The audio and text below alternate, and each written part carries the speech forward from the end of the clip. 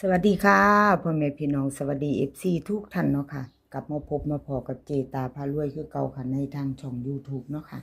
มื้อนี้เจตาก็จะว่างแนวทางของเราพัฒนาเป็นของวันที่12ค่ะเป็นวันศุกร์ที่12เนาะเห็นอยู่นี่ประวัติของเจปากแดงเด้อค่ะพี่น้องขอโทษขออภัยแทนเพิ่นเล่าพัฒนาออกมาขึ้น411ค่ะ3ตัวบน54ล่างของเจปากแดงหลุดไปค่ะพี่น้องขออภัยหลายๆวันที่10เข้าไปตัวเดียวแต่วิ่งหลุดเนาะเอามาตามไม่ตามต่อกับเจปากแดงค่ะเป็นมือแรงในคลิปของเจปากแดงเนาะค่ะคลิปนี้มีเจปากแดงก็จะมีอยู่7เสี้ยนดังเนาะค่ะมื้อนี้มี7เสี้ยนค่ะทุกมือจะมี6เสี้ยนเนาะเพราะว่าจะมีเพิ่มอ้อน้อยนำโชคค่ะเพิ่นให้มาเพิ่นเริ่มใหม่อีกแล้วอ้อน้อยนำโชคตั้งแต่มื้อก่อนก็มีเพิ่นประจำเนาะพี่น้องบัดนี้มาเล่าออกทุกมืออ้อน้อยนำโชคเพิ่นก็บ่ส่งมาให้เนาะค่ะเพิ่นว่าเจตาเฮ็ดบ่ทันว่าซั่นบัดนี้เจตามาแจ้งให้ทราบว่าทุกวันจะมี2คลิปเนาะค่ะแต่ละคลิปจะมี7เสี้ยนดังเด้อพี่น้องเจตาจะแจ้งให้ทราบเนาะค่ะ2คลิปแต่ละคลิปจะมี7เสี้ยนดังค่ะเข้าใจตรงกันเนาะเอามาเบิ่งแนวทางของเจปากแดงค่ะเล่าพัฒนาเด่น6กับ9ค่ะ2ตัว4หาง6 9 6 8 6 9 2 9 3ค่ะเบิ้ล66กับ99 3ตัว2หางค่ะ6 9 3 6 6 9ค่ะเจปากแดงเด่น6ตัวเดียวค่ะล่องเก่า2ตัวเพิ่นเน้น6 9กับ9 3ค่ะ3ตัวเน้นหางเดียว6 6 9ค่ะเจปากแดงกับขอบคุณเจปากแดงหลายๆเด้อค่ะที่ให้แนวทางมาวางทางช่องเนาะค่ะด้วยดีเสมอมากับขอบพระคุณเป็นอย่างสูงคลิปนี้7เสี้ยนดังบ่ทันได้อ่านสื่อพี่น้องมีเจปากแดงตาบรรทัดดาด้าพาปังเสี้ยนอุบลอ้อน้อยนำโชคล็อกเทียนทะเลแล้วก็เลขล็อกหนองบัวค่ะ7เสี้ยนดังเนาะอ่านสื่อไปแล้วใครอยู่ในใจ FC ก็พิจารณาไปน้ำกันกับเจตาพารวยเนาะค่ะเอามาไปต่อค่ะแคปหน้าจอเราไปต่อเป็นของใครเนาะไปต่อของตาบรรทัดค่ะตาบรรทัดเล่าพัฒนาเป็นของวันที่11ก็รุดไปค่ะพี่น้องเล่าพัฒนาออก4113ตัวบน2ตัวล่างค่ะรุดไปทั้งวิ่งรูดทั้ง2ตัวค่ะตาบรรทัดขอโทษขออภัยแทนเพิ่นตาบรรทัดก็รุด2งวดค่ะพี่น้องเป็นแนวใดเนาะเลขก็ออกบึนเลขก็ออกตัวเก่าเล่าพัฒนาตาบรรทัดก็รูดไปทั้ง2งวดเนาะพี่น้องเอามาต่อกันไหมเจตาเป็นกำลังใจให้คือเก่าค่ะตาบรรทัดลาวพัฒนาเด่นเพิ่นให้มา6กับ7 2ตัวค่ะ4หาง6 7 6 8 7 0 7 1เบิ้ล66 3ตัวค่ะ6 7 0 6 6 7เด่น6เด่น6กับ7เด่น6ร่อง7 6 7ขัดกับ70เพิ่นเน้น2หาง2ตัว3ตัวเน้นหางเดียวค่ะ6 6 7ตาบรรทัดแคปหน้าจอค่ะใครจะไปต่อกับเพิ่นเนาะเลขทุกตัวเอามาวางเพื่อเป็นแนวทางโปรดใช้วิจารณญาณในการรับชมค่ะกับขอบคุณตาบรรทัดหลายๆค่ะที่ให้แนวทางมาวางทางช่องของเจตากับขอบพระคุณเป็นอย่างสูงเนาะค่ะเอามาต่อกันกับดาภาพปังดาภาพปังค่ะ FC ดาภาพปังของเพิ่นเข้าไปตัวหนึ่งอยู่เด้อค่ะวิ่งลูดล่างเข้าไป5ตัวเดียวเนาะ2ตัวกับขอโทษขออภัยบ่เดินบ่มาเนาะค่ะ4113ตัวบน54ล่างวันที่11ที่ผ่านมาเป็นมื้อคืนเอามาเบิ่งประวัติเพิ่นอีกงวดนึงค่ะหลุดไปเด้อค่ะดาพาปังเอาแนวทางใหม่เพิ่นมาแล้วพี่น้อง FC ที่รอคอยที่ถามหาดาภาพปังมาแล้วเด้อค่ะดาภาพปังค่ะวันที่12มื้อแรกนี้ลาวพัฒนาวิ่งเพิ่นให้มา7กับ0 2ตัว3หางเด้อค่ะเอางวดนี้ลดลงหลายอยู่เด้อพี่น้องน้อยๆเน้นๆ707176ค่ะเบิ้ล00 3ตัว2หางค่ะ770 076ค่ะของดาภาพปังเด่น0ร่อง7เน้น70กับ79ค่ะ7703ตัวหางเดียวค่ะ FC มักหน่อยพร้อมเพิ่นลดลงแล้วดาผ้าปังเป็นบางงวดเนาะค่ะบางงวดเพิ่นก็หลายบางงวดเพิ่นก็น้อยเอาที่เฮาสะดวกเฮาชอบเด้อค่ะพี่น้องชอบก็จัดขัดก็ผ่านเนาะค่ะกับขอบบุญขอบคุณดาผ้าปังค่ะที่ให้แนวทางมาวางทางช่องของเจตาเนาะครับขอบพระคุณเป็นอย่างสูงมาต่อกั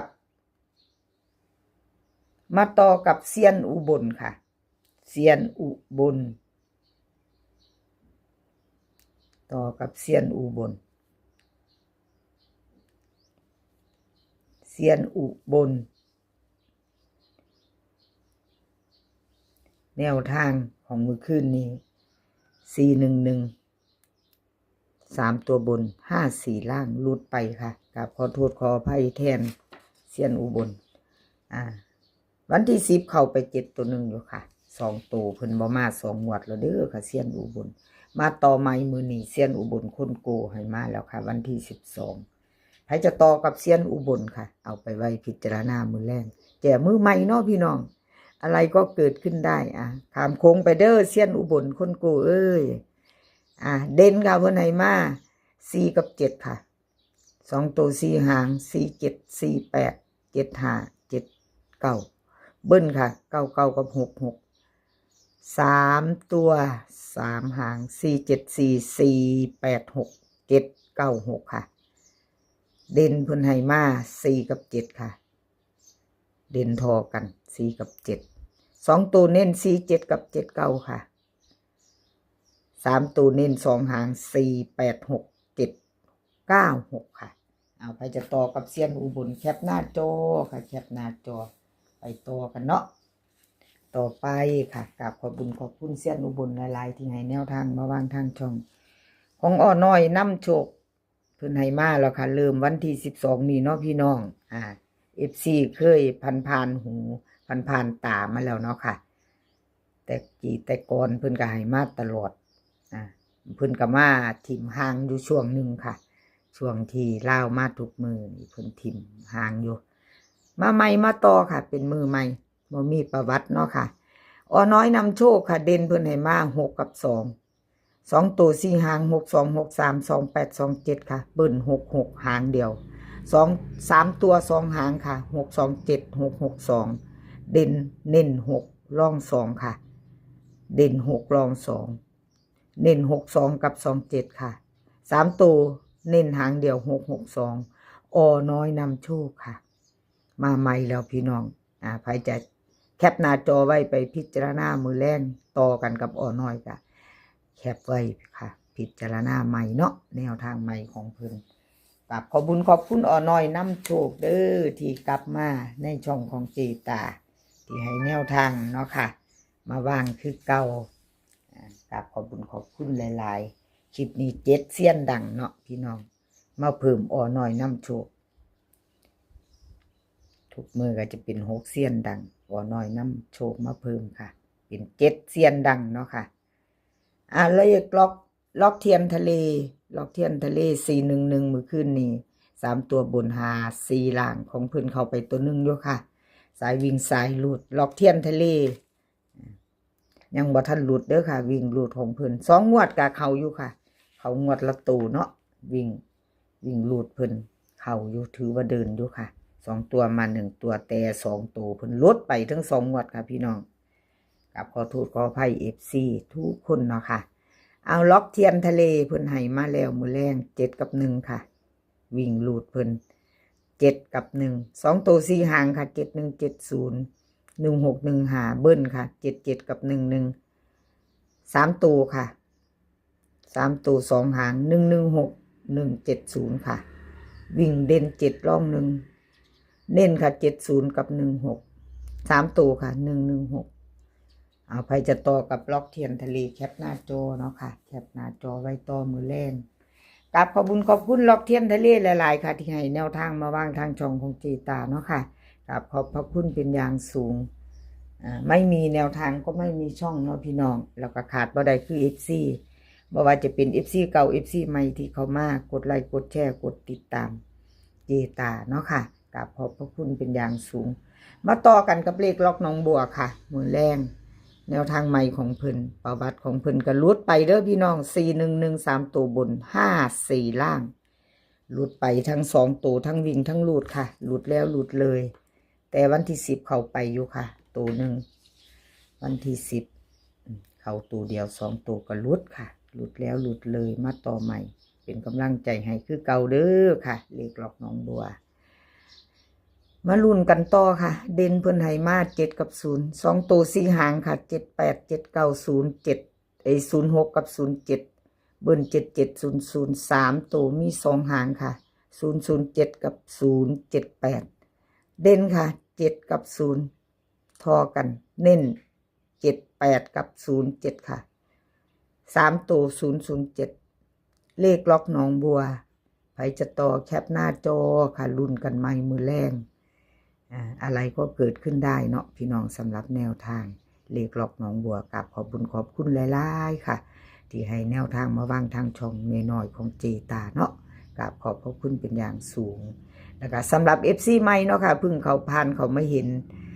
ถ้าชอบแนวทางเดียวกันในคลิปนี้จะเป็นของเจปากแดงเนาะพี่น้องแล้วก็เจ็ดเซียนดังค่ะเขามาทางช่องของเจตาพารวยยังบ่ทั้งกดติดตามฝากกดติดตามไว้เนาะพี่น้องกดไว้ถ้าชอบเนาะถ้าบ่ชอบก็ผ่านไปค่ะแล้วก็อย่าลืมกดกระดิ่งแจ้งเตือนไว้เด้อค่ะจะได้บ่พลาดคลิปใหม่ๆเวลาเจตาลงไปเนาะ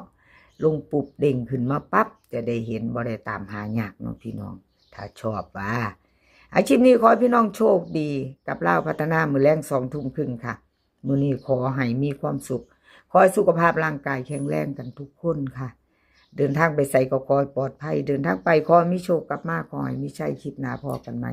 คลิปนี้ก็สวัสดีค่ะ